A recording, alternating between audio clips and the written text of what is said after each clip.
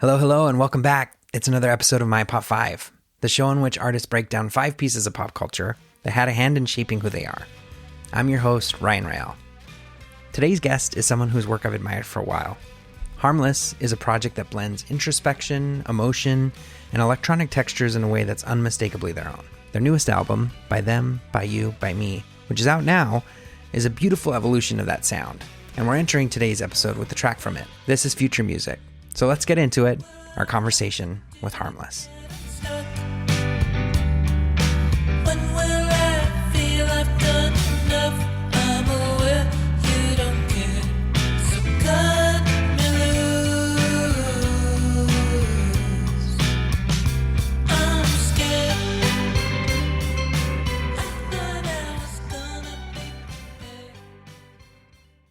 Hello, everyone. We are back. It's another episode of My Pop 5, and I'm so excited to have Harmless with us today. Harmless is this incredible singer, songwriter, musician who has made some incredible tunes. Some of you may have heard, through viral TikToks and Swinglin, but also out now is his album By Them, By You, By Me. It came out on October 17th, and so we are so excited to have you. Thank you so much for being here. Thank you for having me. One of the things that I think is so special about this show is the opportunity to really get into some of the things that inspire you both as an artist, but also just as a human. What are the things that kind of make you tick? And, over the years, as we've had more people come on, I'm so inspired after getting the chance to experience some of the things that likely inspired you. So I'm excited to kind of get into the details of what you kind of listed here for your Pop 5 and really just kind of geek out about them with you, because many of these I hadn't experienced before and had the chance to really dig in deeper with. And man, great taste, really cool stuff. What popped out at you? No pun intended for the pop, one of the things that, and I'm going to go ahead and kind of list them here, right? What you listed here on your Pop 5 was Southland Tales, American Movie, the documentary, what.cd. You had a couple novels here listed here with, 2666 and House of Leaves. And then, kind of close things off with some TV shows that you liked in the Larry Sanders Show and The Sopranos. Yeah. So lots of stuff going on. But what I think was most compelling to me was the American Movie, like really touched me in so many different ways, right? The documentary, and we'll get into that in more detail. But overall, if I was to try and say, like, after having gone through some of which I had seen before, but like re-experience all over again, seeing the connective tissue between cultural identity, letting go of perfection, art versus careerism, the delusionment with success, like all of those just kind of various themes that you could kind of touch on through many of these. And then listening to both the new record and a lot of the stuff you've created, all of that kind of just melts into the soup, just gave me this like incredible feeling of just like both hope and wonder and reflection. And so, yeah, I think it's all that connective tissue that I think I felt the most in experiencing it all in this period of time. I'm glad, it was really hard to pick anything. I think like the problem actually was the opposite, where like I was sending way too much stuff. Sure. And, when I was sending over the materials to the label, even one person laughed, saying like, dude, you got to cut it down. Yeah. And I was like, all right, you know what? I'm just going to give you general obsessions I had since high school and move on from there. Because I still like, I talk about kind of like how everybody has like a gospel, like, do you have like gospel movies where? Yeah, for sure. Yeah, where you're like, no, you have to see this if you want to get to know me as a person. This is like that movie, or this is that record, and like sometimes they're not good, and sometimes sure, and that's kind of where I went. But definitely, American Movie was like a early high school obsession of mine.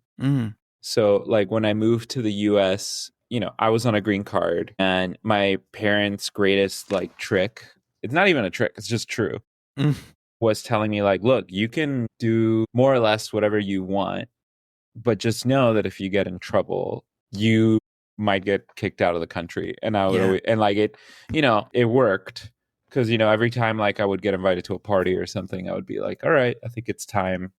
I'm going to leave, or I'm not going to drink or anything like that, because I was terrified, right? Yeah. But what I did have was a library card. And I would go to like the library closest to my house. I would like bike like 3 miles downhill and then 3 miles back up. And my parents just, there's only one little checkbox in the like library card checkout thing for people under 18, which was like, is my kid allowed to check out like rated R movies or whatever? Sure. And I don't think my parents like really looked into it. They're just like, oh, he's getting a library card. Like, yay. But what I did was like, I was like going through, back in the day, you printed out a list of the best movies or whatever, and you went through all of them. And I would check out like 5 at a time and watch them. And, like good movies are good. That's obvious. Yeah. But I remember, I was like, I kind of want to like watch documentaries. I think like this was the first one I got super obsessed with. I love skate videos too. Yeah. Like I just love like this like when a medium, like whether it's skating or music or movies or whatever, like someone becomes so obsessed with it that they just like have to do it. Yeah. Yeah. Like it has to get made. And like when you watch it, you're like, oh, it might not be good, or it might be a little clunky, or like in the case of American Movie, like I don't know if like everybody I've ever shown it to like really believes in these guys. Right. Like they think like they're zany characters, or like they're this and that. But like the way that I see it is just like they don't know any other way to live other than to like make this movie. Yeah. And that's always really, really inspired me. I think like in retrospect, I wish I could have made you watch Nirvana, the band, the show. Because it's like that same realm of just like, I have an idea. I need to make my idea. I don't care if no one believes in my idea. And I think I took that in stride, because when I started making music, I didn't really know how to do a lot of like technical things or make things sound good. But I knew that like, I was like, I know I could write a good song or something like that. And I'm just going to like make it. I was like borrowing instruments from people and like doing it in my dorm room for a lot of the time in college, like in between working at a cafeteria. This was like referring to Swingland, but like I think if it wasn't for like those kinds of movies, like American Movie, like you watch those things and you get inspired. And I think it really inspired me to be like, oh, like these guys are hyper limited and they're still like, he's still doing it, Still really look up to that movie. And that's like definitely one of like my gospel movie. It's like a good gospel movie. Like it's actually a good movie. I think Southland Tales, I don't know if you've seen it before, but that's a different kind of obsession that I have. Totally. One of the things, and for the audience, American Movie, the premise of it is it's a documentary of you're following this, Mark Borchardt, who's this struggling Midwestern filmmaker who's really trying to finish his low budget horror movie. And what Coven. you see, Coven. Or Coven. Everyone pronounces it different. Yeah. And as he's trying to finish it, you go through all the difficulties of trying to do art without a lot of financing or like professionals. And, there's awkward moments, there's hilarious moments, there's heartbreaking. It's overly sincere about the struggles of like trying to create something that you're really passionate about. When it's like infinitely quotable. Like that's maybe the biggest part for me. Like I still say kick fucking ass, man. Yeah. All the time. Yeah. Or like, it's all right, it's okay, there's something to live for. But I love the grandpa in that movie, because like all it takes is really like one person. You know what I mean? Like, of course that person in his life had a lot of money and lived in squalor and all this shit. But like I always really like that like he managed to convince like 5 people that this was like worth it. And even more than that. And like as you watch it, I don't know, you start like believing in him.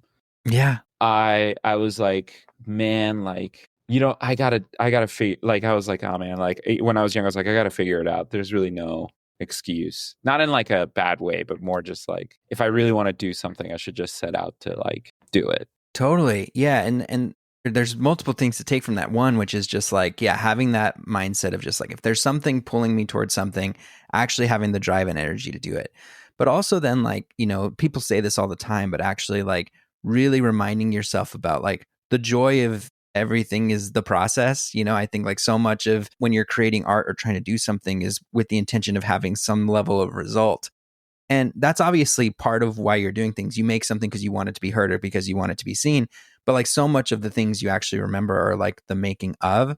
And Oh, when man, I hate everything that happens after making something. I hate it. totally, I hate it.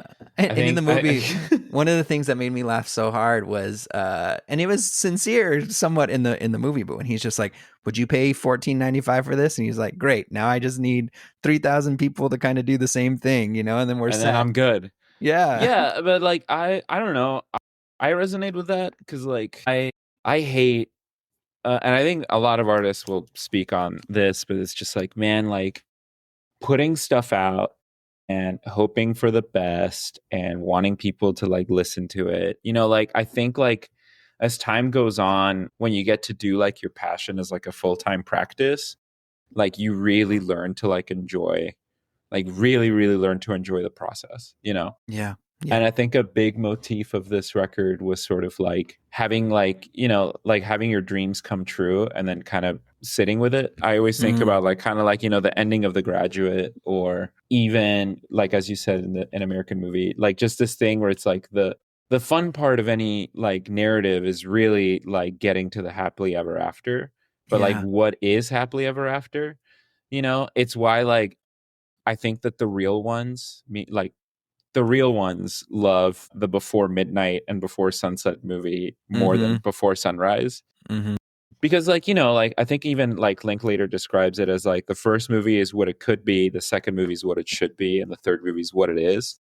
Yeah. And I think I'm definitely in the musical part of my career where I'm like, oh, this is what it is. Like Mm-hmm. I'm married, and now like you got to work on that. Like I'm getting older, and your body changes and you got to work on that. There's always that goal in mind, at the other side of like everything that you're got to work on, quote unquote. Mm-hmm. But like when you're younger, it's a lot easier to hyper focus on like, well, if the movie gets made, 300 people buy it for $15, then I'm going to be famous. And then or like, I'm going to get on Pitchfork, I'm going to get this, I'm going to get that. And like, eventually you get one of those things and then you're like, cool, now do it again.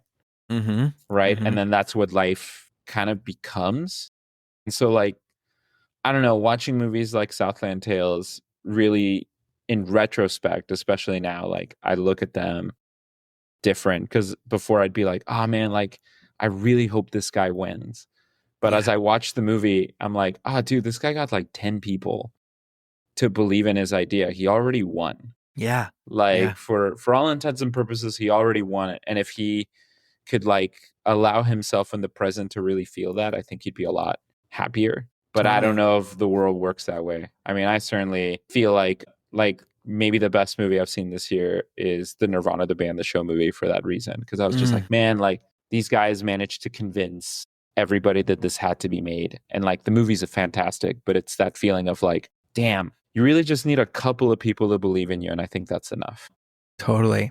Man, the thing that really, it's like sometimes it's silly when you mention that it's like a Pixar movie, but the Pixar movie Soul is the thing that totally shifted my whole perspective. Have you seen it by any chance? No, dude. Okay, I went to Cal Arts, and I there's something about like seeing how the sausage gets made with animated movies and meeting the people that make animated movies.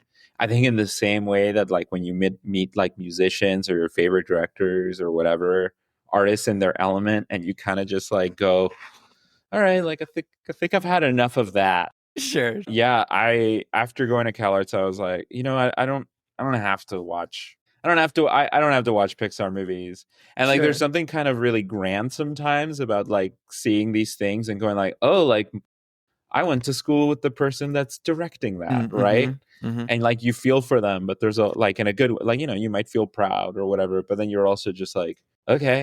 Yeah. Like I don't, I feel like people are like that with my art, like that I went to college with, who are probably like, dude, you know what? Good for you. I'm really glad that your record is doing well and that I could do that. And then it's like, oh, have you heard it? No, I haven't. Yeah. Well, what I was going to say about it, and not to give any spoilers if you really should decide to do it, but there's like a pivotal moment where a character like kind of reaches the pinnacle of what he was always kind of going after. And, and he's on stage at a performance, just played this incredible performance. And he kind of looks over to the band leader and is like, cool, what now? And she just goes, we come back again and do it again tomorrow. It's just like that, like, oh, you that That's when it. you made it, That's when your it's kind of life. there. Yeah. And there's other parts in there too that it's just like, taking the moments you talked about, like, hey, you need to focus on your health or your family. And like, the beauty of life can also be, the piece of pecan pie or the sitting at the beach. And it's just like the reminder that life and this experience is so much more than whatever your goals or ambitions are. Because when you get there, it might just be, yeah, now we come and do it again tomorrow, kind of a thing. Yeah, I mean self actualization of any kind is tough because you have to relinquish the idea of control. Mm-hmm, mm-hmm. And I think that's especially tough when you pick a career path that's like artistic, because like you want everything, the greatest analogy I ever got told was that a creative project is like you're always going all in at the blackjack table, right? Yes. Uh-huh. And if you get a bad, like if the house gets a good hand and you thought you had a great hand, but like they beat you, then it's like, cool, like that, gotta go do another one and come back. And I don't like, them's the breaks, man. And, a big part of like having a functional business, because it is a business, is like being dead set on this idea of like the result. And so like whenever you're making something, you're always thinking of the result. You ultimately don't end up like really enjoying the only part that you have control over, which is like making it. And I've learned that lesson very much the hard way. I've learned that the only things that like you truly have control over are, like your intimate relationships and like the health of them, your own personal health, like, your body, and like lastly, like what you make, like you get to choose how you make and what you make. You end up having fun, much more fun with it if you're not like so hyper focused on like, well, is this going to be, well, this has to be a little TikTok, blah, blah, blah, or whatever. Sure. Yeah. Again, I think I've learned a lot of these lessons the hard way. I feel like, when you're 33 in the indie music scene, you're kind of like a dinosaur already. Mm-hmm. So I definitely feel like that kind of like indie elder who was there during like the pitchfork years and all that stuff. Like, Yeah. whenever I talk to like younger artists, to tell them like, oh, dude, like, just enjoy what you're doing. People can sense when you enjoyed making something. Yeah. And take care of yourself. A stretch, go on a run. That's the, Eat well. like eat well. Yeah. I eat like an old man. I eat toast, avocado, and sardines like almost every day. It's disgusting, but yeah. But like, like be inspired. It's just funny. Totally. I mean, it sounds like you've been able to help evolve and have a healthier relationship. I'm curious with this specific project, like relating it back to like American Movie. That's something where, what we've been talking about is the creator putting everything they have, right? Like they were born to kind of make this. I'm sure at points in your career that was the case with, when you were making your music. Do you feel that it was that in making this latest record, or do you feel like it's a little bit more evolved of an approach, with some more practicality, or how do you feel? I think I went all in. I think like it was one of those things where I thought that like I went into it like thinking like, like, oh, like this might be the last thing I ever do. Yeah. Yeah. And not because like for some, greater sense of like, oh, like if this is a lot, like how like in like heist movies or wherever, they're like just one last job, Sure. and then like, no, I like genuinely was just kind of like, I made a record before it, and I finally got to like experience like the like full like what an album cycle is and all this stuff, and it kind of, it really drove me crazy. Couple that with like the increasing pressure on the world, or at least in the US, like things just getting progressively worse and worse. There was just some part of me that was like, look, man, like if this is like your last record or your last record for a while, like why don't we just do whatever we want? Like let's not focus on genre. Let's not focus on like, is it going to be TikTokable? Like is this the 15 seconds hit? Like what's the chorus? Like I was just kind of like, man, like I want to go back to what it was when I was like first making music. So I was like, cool. I can only like I can't overproduce it. Like it's gonna be like maximum 3 guitars. I can't use pedals that I didn't own when I was like, I have to use similar equipment that I had when I was like younger, when I couldn't really afford that stuff. And I think it was like in those limits and sort of like creating these like constraints that I was able to like sort of give myself the space to be like, all right, like I think I could write something that like could be honest and could be like laying it all out there and could be like the last thing I do, like in maybe in this way, right? Like I was like, I want to make like a full on record. And I don't know. I think it paid off. I think it sounds great. I'm like super proud of it. But like I do notice that a lot of the songs are about like breaking up with your job. Like they sound like breakup songs, but in reality it's me like being like, oh my God, like I don't know how to keep this job going. I don't know how to like, again, it's the what it is part of being a professional in 2025. Yeah. I will say, I think you did an incredible job of, you some of the times when you hear people that are like, this is fully me, this is the director's cut, this is it, without any sort of outside influence. Sometimes like that's awesome. It's pure artistic expression. But sometimes it's also like people leave the room being like, you could have trimmed this or it could have been cleaner. Yeah. And what I think that you did a really great job of is like, while having that approach, I think it's a true album. It like feels tight. It feels clean. The opening and the transitions, and as much as you said you pulled back on production, it feels so full. So just like kudos, incredible record. And I think like there's nothing that like it leaves you wanting more. You tell that to everybody. I got a backlog and I could tell you that's not true. No, but it's just like I think you did a really great job understanding that's the case. But yeah, it's very costly to do that. I noticed. I think like a lot of tragedy and strife like befell the making of this record, and I can even speak from experience that like when we were shooting the music video for the song Future Music, my grandma died in the middle of it, and yeah, and I was like, well, thankfully it's like I was in Mexico when we were shooting the video and my grandma was like an hour away in Mexico. And I remember it's like we were going from one location to another, but there was some part of me was just like, we got to finish the video and I can't show it, and that the same as when we were mixing the record, my other grandma died in the middle of mixing it. And it was, and like those are just like the like most black and white type of examples, but it's like one of those things where I was just like, this just has to get done. Like I'm here, like I have to finish it, and I have to like oversee this gets turned in. I think it was also like the most noteless record I've ever gotten done, meaning like I didn't really even tell the label that I was like doing it. I kind of just turned it in. Yeah. Because that was very much just like, I think like I don't want to shoot for anything. I don't want to try for anything. I just want to do something myself under my limits, under my constraints. And then I want to do like one of those like take it or leave it. I think it's because like I don't know. I did it for me, I don't know. I miss doing that sometimes. So I appreciate that you like it. Because in a way, sometimes when you do things for yourself, you're kind of like thank you. Like I really appreciate that. I was trying to please my worst critic, myself, yeah. It's I sincerely thank you for that. Of course. Well, hey, let's get into your next one here. And I know we've alluded to it a couple times here, but Southland Tales, right? Richard Kelly movie, Big also directed Donnie Darko. And The Box. Don't forget The Box. That's right. Underrated. Stars Dwayne "The Rock" Johnson before he was like truly, the movie star that we have known him to be. But yeah, curious, why is it here on your Pop 5? What is it that you love about it, and how has it impacted you?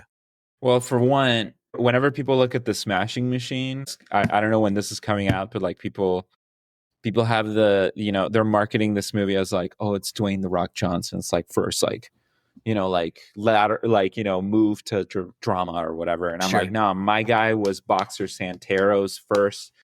And that's when he was like taking risks. Before it was just like, who's The Rock playing in this movie? Oh, he's playing The Rock. Yeah. He was, he was Boxer Santero's. And so like, everybody, I think like everybody, or I would hope that everybody has like that high school like obsession or like, teenage obsession where like you find something and like it is yours. Like it's that one thing where, like you grow older and people go like, oh, like, have you ever seen this movie? And you kind of want to jump in and say like, I saw that I was there, Sure, like no sure. one cared. I have my drummer Chris is like that with Walk Hard, the Dewey Oh, Cox, sure. yeah, The where he was Dukes. like, I was alone in the movie theater, like no one was there, like, and now all of you're all like, you weren't there when he needed it most, kind of thing. Yeah. I think I feel that way with Southland Tales because like I remember watching Donnie Darko. I think as everybody who was 13 or 14 in the 2000s or early 2010s did. But I remember Southland Tales more because I watched Donnie Darko, but I always felt that it was like very much a victim of like inspiration.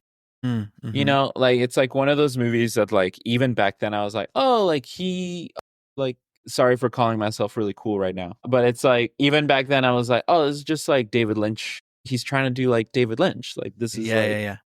like it's obtuse. It doesn't explain itself. It's a time loop. It's whatever. It's got the needle drops. I was like, oh, this is like, and like you can say it's very Twin Peaks, Very much so. Yeah. Yeah, but like, Lynch like did Twin Peaks. And so like if anybody tries to do that, like then it's just tangential and it's just more Twin Peaks. I'm not saying that Donnie Darko is bad. I'm just saying that like it definitely is like a victim of inspiration. Sure. Whereas like I remember watching, I was like, oh, I'm excited to see his next movie. And then when Southland Tales came out and everybody like didn't get it or hated it, I was like, no, you don't get it. This movie fucking rips.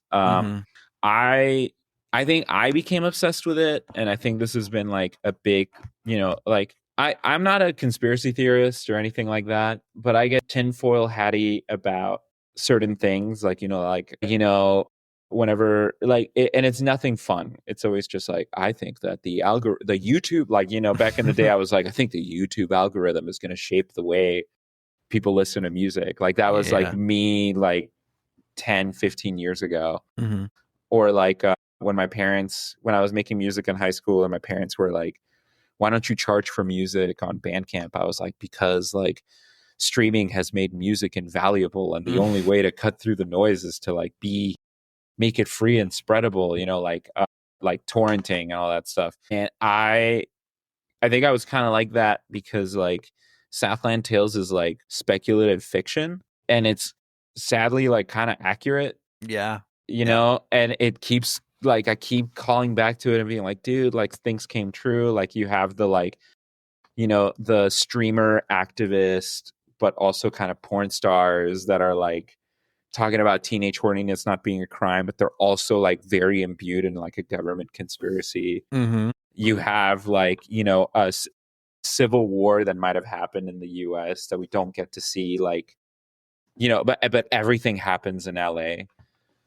And like the media kind of dictates like the way, like it was just like the perfect thing to be obsessed with when you're like 15. I mean, like I think I was 15.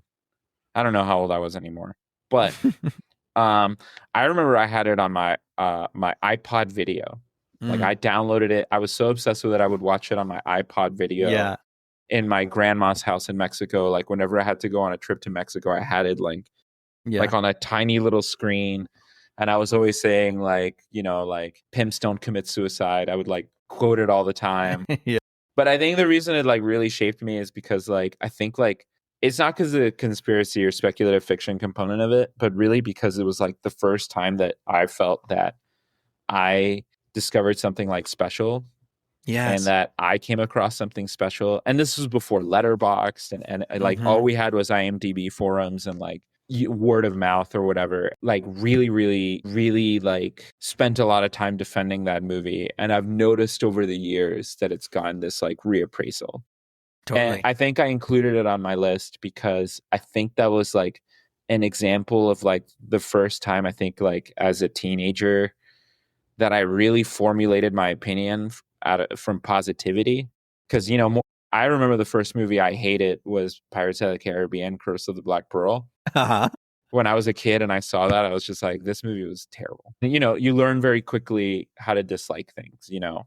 But like, I think like developing your own personal taste is like something that I love to see in people. Like, I have a younger sister, and you know, I'm like 12 years older than her, and I'm able to see her kind of develop her own taste in things. And I think that's always the most exciting part about like anyone's journey, where like they're outside of the like letterbox top 250 movies or whatever, Mm-hmm. and they're able to find like a mid, you know, 3 out of 5 or a Yeah. 2 out of 5 and say like, no, you didn't get it. This movie's the fucking best, dude. Like, and Southland Tales is that movie for me. Like, it's now my wife's favorite movie, but like, I think like it's inspirational because much like American Movie, I think it's like that thing where it's like Richard had to make that movie, right? Mm-hmm. And he didn't care how long it was, how obtuse it was, why there was a music video in the middle of it, like when Yeah. Justin Timberlake dances to a Killer song, like it just has so much sauce. Yeah. And like I really respect anything that is like that bold. That really shaped for me like this kind of idea of like, I can have my own opinion. I can defend my own opinion. Yeah. And I can really demonstrate to people that like I have my own perspective on art. Because definitely back then, there was no such thing as being like an influencer or an Sure. Instagram person or whatever. So like if you had an opinion, you stood by it. And it wasn't like the monoculture opinion of like, you know, like, you got to go see this movie. I was like, no, this movie's important. Yeah. Donnie Darko's whatever. Like this movie's, I also defend the box, but like I wanted to include a movie that was like very obvious, a gospel movie. And I heard that you had to like in some way, shape, or form interact with whatever I put on the list. And so I was like, I'm gonna make him watch Southland Tales if he hasn't seen it. Yeah, I had it, and it's couple of things that like I'm grateful for that you had me watch it for, and one of them is like, of course, the ambitiousness and the chaotic nature of the movie, but also just how like telling it feels like on the themes, but also just like an underrated aspect is I also live in Los Angeles, but I didn't grow up here. And so like had I seen it back then, it's just like it's so much different when you're immersed here, and like it's familiar settings and the things you see, and it's just that piece of it. I think it's very LA, and also It's super LA. yeah, and so that was another like awesome part for me is just like movies that feel very LA, like have like a new perspective that like I hadn't had, you know, not living here when I grew up. But yeah, very cool. Yeah, crazy good needle drops, really good soundtrack. I love that it's an apocalyptic end. Spoilers. Yeah. I love like one of my like white whale records is the Moby B-sides to the record play, because a lot of them are like singles that were not included in that record, and a lot of those songs are in the soundtrack to Southland Tales. Yeah. And that record's too expensive, so I see Moby sometimes. What an LA thing to say. Right. I see Moby sometimes when I go run around Griffith Park, and sometimes I really want to be like, hey, dude, I need you to reissue this because I love Southland Tales and I want it. But yeah, I'm glad I made you watch that. I think like I ended up picking some stuff where I was just like, he's not going to read that. But it'd be funny to make him read a 1,000-page book. Yeah. You know, sometimes depending on timing, I do my best to try within that time frame. But yeah, sometimes just the time limitation. I also included something that you can't even access. Right. Sorry if this is like such a forced segue, but what.cd. What.cd. Yeah. That was a thing that like when I emailed it, the older people on the label team were like, oh my God, haven't heard that in a while. Yeah. What.cd was like definitely, if like I had a, you know, like kind of like saying like I'm cool for liking Southland Tales before you. What.cd is like my badge of coolness. Yeah. To like 10 people. But it was like a torrenting website, something I would never do because it's a crime, you know. Right. And have never done. I've never done it. I was only invited to you know, to browse, to audit. I did not inhale. What.cd was like an invite-only music website where people uploaded like lossless versions of records or like vinyl rips. Like people would do vinyl rips, and there was like even like a bounty board where like I tried to like get all these materials so that you could look at it, but like no one screenshotted the website from what I can gather. But it would be like people would be like, oh, like we're looking for the Godspeed You Black Emperor 15 copy tape thing. If you can upload it, we will give you would get like gigabytes of downloads, right? So like the thing that you had to do is you could download stuff, but you also had to seed stuff. Like that was the exchange. But I think what.cd shaped my entire taste in music because it was like, you know, again, pre 15 seconds of music on Addison Rae videos. Yeah. You know, you had to like read about like interesting music or scour, or like, you know, you heard from a guy who knew a guy, or like, you know, like rate your music, I think is like maybe the closest thing to this because it's a bunch of like deeply pretentious people giving good records a 2 out of 5.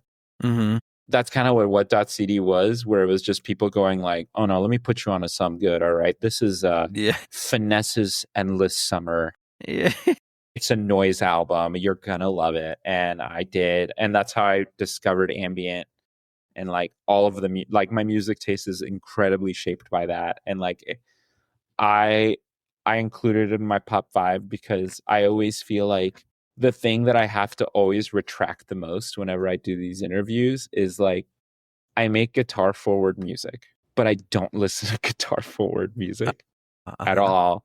I listen to like ambient and like electronic. Like I'm always on boomcat.com, like checking out like what's dropping, like my vinyl collection. Like it'll be like the alternative section is maybe like, you know, like 50 or 80 records, but the experimental section or electronic is like over 200, right? Yeah.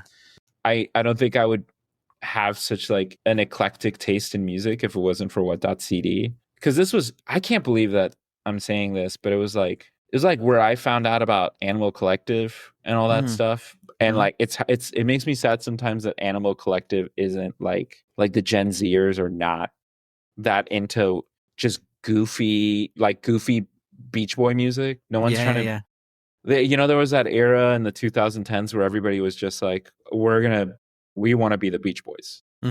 You know, Vampire Weekend was trying to be the Beach Boys. Grizzly Bear was trying to be the Beach Boys. But my favorite, I think, was always Animal Collective. It just makes me sad that they're not like the indie, like they're not in the indie Mount Rushmore of like shit anymore. Yeah.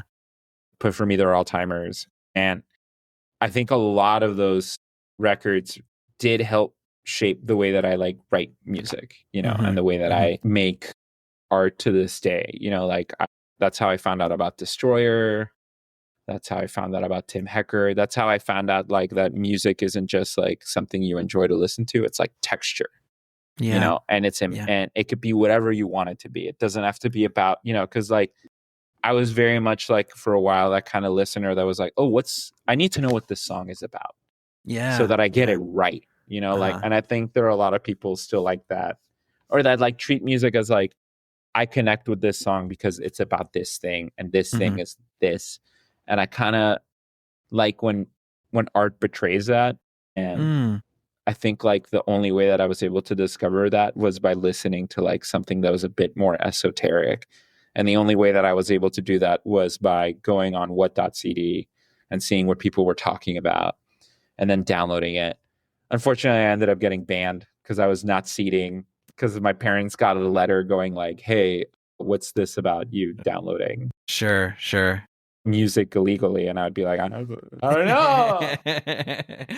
And so I would download a record and then close you know, my PFP browser, or allegedly I would do that because I've never torrented before. But yeah, that I would put in my pop 5 of like, I think what I am today. And it definitely does. I kind of like that. That's one of those things where I'm like, you just have to be there, man. Yeah. Like you missed For sure. It's interesting. And it reminds me so much. Like I never had the chance to experience it, unfortunately. But, and also allegedly, the popular ones of the Pirate Bay or otherwise was like the kind of approach during when torrenting was kind of a thing in my youth as well. But so much of that completely transformed music listening. And just like you talked about your prophetic wisdom of what YouTube algorithms were going to do to shape things and how ultimately streaming has shaped things. One of the things that is kind of now even more prevalent is like a potential AI impact on music creation. And one of the Yeah. things that I've come back to that I think you touched on just a little bit here that I've has been my defense of why AI music may not be the next thing is that people love the story. People want to know what things are about. They want to know who the person is. Like people, I think, are obsessed with some of the Taylor Swift isms of things because like they tie it back to like, who is this person? What is it experiencing? How does that then tie back into the music? And I think that was true with Miles Davis and some of the stuff that he was doing and some of Yeah. the like story, like the people behind the thing is the actual compelling aspect of it. And I mean, your story alone and some of the things that you've gone through, and I think some of the heartbreak that you touched about in the album, all is what shapes it, And so I am curious that like we did see that big shift with what was happening in torrenting about like what your thoughts are and what's going to potentially be the future of what happens with music and what might be that next thing. I mean, I think people like to talk about things they don't like and things that they do like. I think that whenever we're introduced to new technology, it's like very easy to be afraid. Right. And I think the reason why I feel like more afraid of like, I'm definitely more afraid of like authoritarianism and rejection. Like, I'm an immigrant and this, I categorically, can say with confidence that like I've never felt more rejected by the US Totally. and more afraid of saying, how I feel about things. I've never felt more afraid than now, and like that I'm scared of, right? Because that has like an impact that I think is not speculative. I think it's like happening in real time. Whereas when I like look at AI, the thing that I always tell my friends who like work in the film industry and stuff like that is that like, look, man, like there was a point where we introduced the VHS video camera or the Super 8 or something like that. And I'm sure there was this idea that like, or like my example, right? Like when we had like the M box or the Apollo Twin and like home recording equipment was made readily available to people and they could like record stuff in their house. Like the fact of the matter is for me is that at the end of the day, people want a water cooler moment and they want something that they can talk about and feel invested in. I mean, I've done this. I sat through I came in late, but I sat through 4 seasons of Game of Thrones because I was kind of tired of feeling left out by a friend group, right? Sure. And that's kind of how I look at AI, where I'm like, generative AI exists. Like you can't put the cat back in the bat. Is that what it is in the bat? You can't like Sure, it's done. It's out, right? But like, I don't think that these things like will ever take off because like I don't want to watch your home movies. Like I don't want to watch like your like great, you made a movie with Tom as a blah blah blah, they'll never let that happen because Tom's too big. But it's that thing to me where I'm just like the big reason why we interact with art isn't not just it's not just to connect with the artist, but really it's to connect with each other. Totally. Sure. Because like I never worry about being liked by my friends, right? Like like I don't think my friends are necessarily like fans of my music, right? And so like I'm kind of free of this idea of coolness with when it comes to art. But I do enjoy the experience of talking about art with them, specifically art that we don't even like or that or that or about an artist or something like that. And I think that can only exist if there's a human component in it. Just like when I was able to get like my own little recording equipment and I circumvented, the system, meaning like the studio system, and I made a record. And now thanks to streaming, which even in its failures and like it's things that it's getting wrong, it did provide me with the life that I have now. Totally. Technology and big tech was able to give me that. Like, am I a critic of big tech? 100%. But I do feel that like with generative music, people like the one area where I do feel like it's going to affect the most is like jazz and beat making and like passive ambient music, and like that makes me super sad. Yeah. But like when it comes to other stuff, especially like movies, I think we're going to see a wave of just crap, and people are not going to want to talk about it. And so it's just not going to get made. Like it's just a quick buck type of thing. I think like for me, capitalism often like skews on the side of like short-term gain and like always looking at short-term game. And the short-term game of generative AI is like, well, like it's valuable because people are talking about it like right now. Like it's like, you know, and of course it has like very harsh implications, but there's some part of me that just believes that like, or wants to believe that people are more inclined to want to connect with one another by talking about like, you know, a TV show that they're all watching or a movie that they're all watching. Maybe I'm being too optimistic. I'm a huge hater, but even now that I'm talking, I'm like, maybe you're being a little too kind. I'm a harsh optimist at the end of the day. Sure. At least that's my hope. I think if you catch me on a different morning, I probably would be like, oh, we're all fucked. Like, I'm glad I got there when I did. And like, haha, like, see ya. Like, I don't know. I think that without like some form of optimism, and I think that's even resonates in the record that I wrote, there's really no point in trying.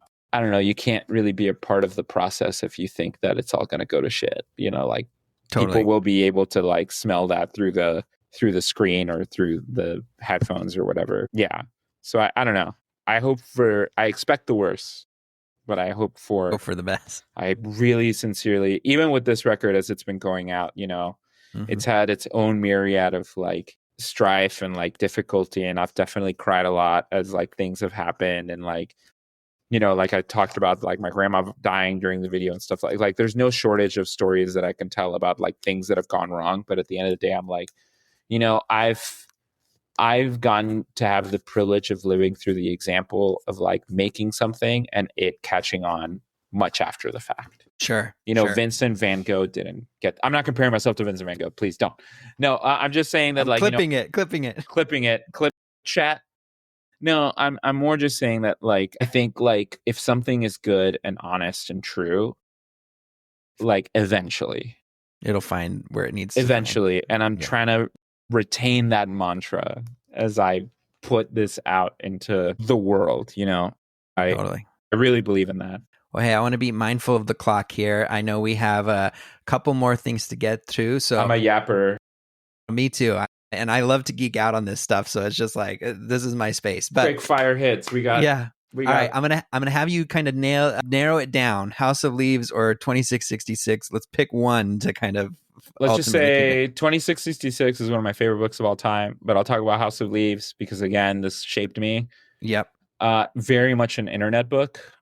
It's the kind of book that I think inspires a lot of things, especially YouTube essays to fall asleep to.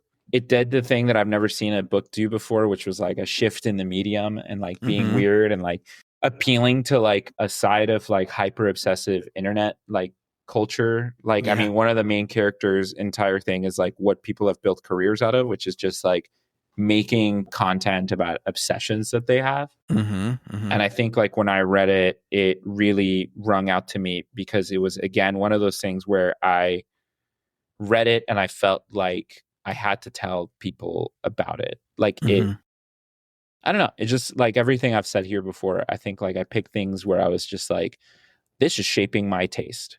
Yeah. And like, this is shaping who, like I felt when I read it, like I read something that I discovered on my own and that I want to tell people about and that I want to like, and like, it's that kind of thing where like I see that book in someone's shelf when I go to their house and I'm like, what you think about that? Right? Like, let's talk about it. Right.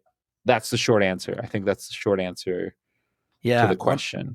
One of the things I felt, and this may like be the online portions of it, like I obviously didn't get through it all, but like in the portions that I've got through in between when we booked this and now our conversation is, it kind of felt like a video game to me, right? In terms of like the way it's structured of like, you're getting pieces of the story from only parts of the footnotes or different narrators and the like, you know? So it's just done very well. My friend, I implore you to look up myhouse.wad. Okay. Myhouse.wad is definitely inspired by House of Leaves. It's a guy who made a kind of level of Doom. That's like House of Leaves, where it's like it's a house, but the deeper that you like go into the house, the more that the house is bigger on the inside than it is on the outside. Sure. That do that. Will do. I should have included that instead of the book, because the book is 800 pages. Yeah, no, I'll check it out. I'll do it, and I will finish the book. I've been compelled enough to keep reading for sure. Yeah, I don't know if you'll like 2666. It's too obtuse.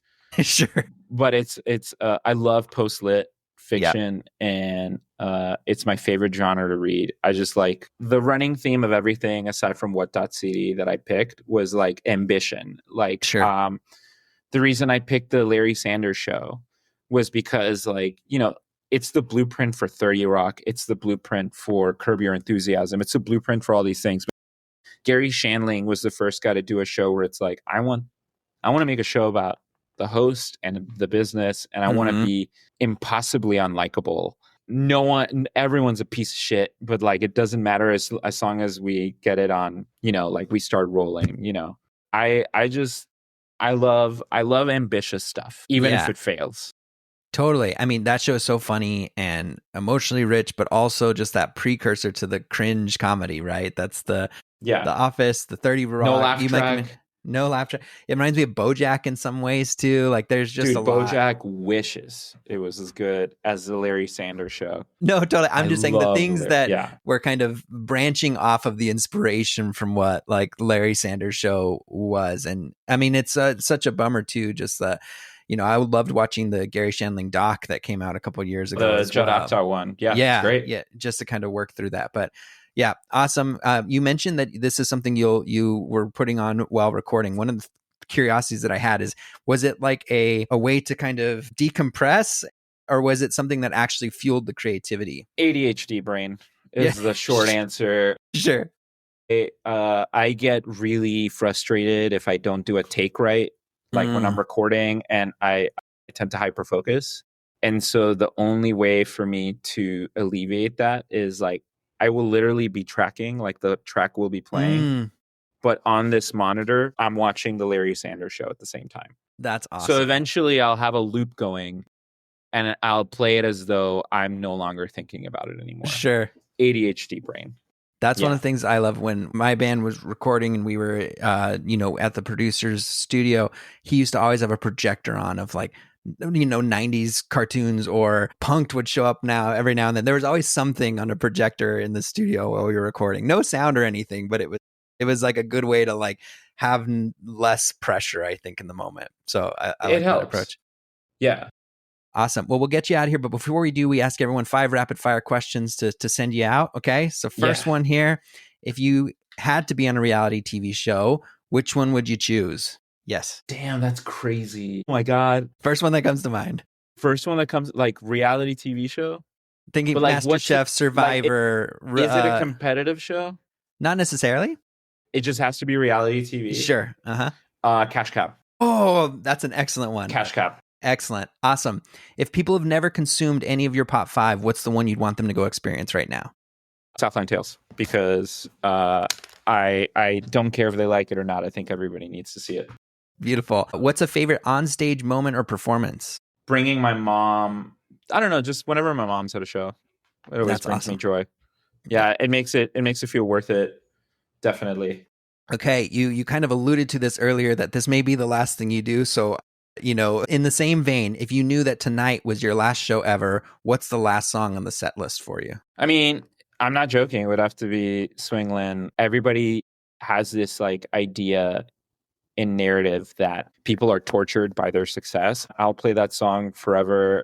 I love it. I love watching people smile to it. I love like the way it's resonated with people. I have no qualms about it. If it were up to me, I would do the like Kanye West thing and play that song 5 times in the set if I could get away with it.